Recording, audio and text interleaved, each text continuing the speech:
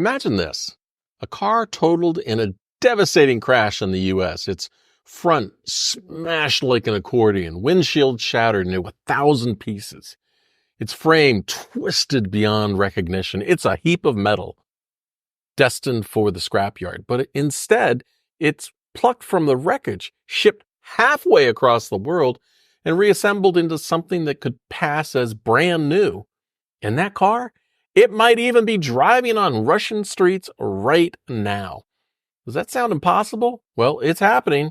So stick around, because by the end, you'll understand why these cars are quietly slipping through borders, and it might shock you. Now, when I talk about Georgia, I don't mean the U.S. state known for its tasty peaches. No, I'm talking about the country of Georgia, nestled in the South Caucasus. It's the region at the crossroads of Europe and Asia, and it's bordered by Russia to the north and Turkey and Armenia to the south, and the Black Sea to the west. Georgia has become an unexpected player in the global car market, with thousands of vehicles arriving on its shores from the U.S. to be resurrected in places like Rostovi, just outside the capital Tbilisi. Now think about it. Someone like you or me once owned this car. Maybe it carried a police officer through countless patrols, lights flashing and sirens blaring down city streets. One day, it's involved in a brutal accident. Its front end crumpled like paper, roof caved in, and it's declared totaled by the department and the insurance company. But what if that car is now being brought back to life, its scars patched up thousands of miles away? Take this Toyota RAV4. It looked like it had been flattened by a train, sold at auction for a few $100, but in Rostovi, Georgia, it's being reborn.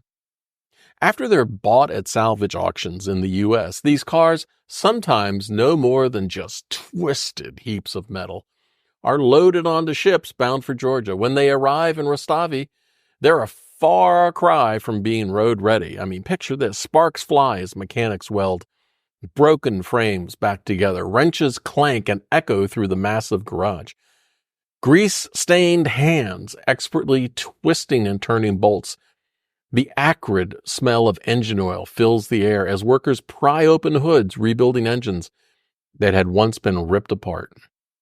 Piece by piece by piece, these cars are resurrected using parts pulled from other wrecks, like some sort of mechanical jigsaw puzzle.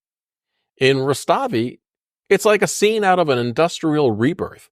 Cars that arrive looking crumpled like crumpled soda cans are transformed. You can hear the hissing of paint guns spraying fresh coats over dents and scratches, and the low hum of engines being tested for the first time in months. The rows of cars are a mix of gleaming exteriors and half-finished projects. One car might be missing its front, while next to it, another is nearly ready to roll off the lot, glistening under the hot Georgian sun. Now, before we continue, hey, if you're finding this story eye-opening, don't forget to hit that like button, subscribe, and ring the notification bell so you never miss a video. And as always, don't forget to check out my description for the research notes for this story if you want to dig deeper. The facts are incredible, and it will surprise you. When Russia invaded Ukraine in 2022, Western sanctions were imposed, including a ban on car exports to Russia. On paper, this should have stopped the flow of cars. But here's where things get interesting. The demand didn't disappear. So how are these U.S.-sourced vehicles still ending up in Russia? Well, here's where the story takes a twist. Georgia officially stopped exporting cars to Russia in 2023. On paper, that should have ended it. But in reality, these cars are still making their way north, slipping through a loophole the size of a highway. You see, they aren't going directly to Russia anymore.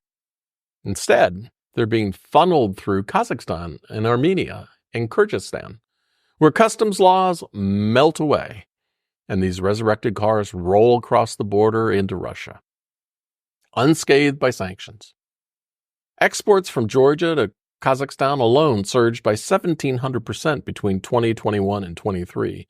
And once inside the customs union, it's as if the sanctions don't exist. The cars, after being repaired in Georgia, move freely between borders, and wind up on Russian roads. Well, this brings me back to that Ford Explorer from a U.S. police department. After it was involved in a high-speed chase gone wrong, the front end was crushed. The roof caved in and the lights were just gone. The department declared it a total loss, so did the insurance company. But what if that same Explorer wasn't scrapped? What if it's now parked in a market in Rostovi, revived by skilled mechanics with parts pulled from other wrecks? And driving around in Russia?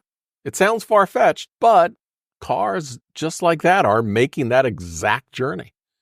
It's easy to assume sanctions stop trade cold, but the reality is more complicated. I mean, Georgia isn't breaking any laws. These cars aren't being exported directly to Russia. But thanks to customs unions with Kazakhstan and Armenia, the cars slip through anyway. And here's another twist. While most of these cars are gas-powered, demand for hybrid and electric vehicles, especially in Ukraine, is skyrocketing. Teslas, of all things, are becoming a hot commodity in a country fighting back against Russia. So what does this all mean? Georgia, a country once known for its old Soviet cars, has become a major hub for breathing life into wrecked vehicles. Cars that were once left for dead in the U.S. are now driving across foreign highways, making it to Kazakhstan, Armenia, and yes, Russia. It's a modern loophole in an ancient trade route. And now you've seen how ingenuity and global demand find their way through the cracks. What else might be slipping through those cracks under the radar? Well, if you found this surprising, don't stop here. Watch the next video to learn more. Be sure to check the video description for my research notes right down there. And feel free to dive deeper. Until next time, see ya!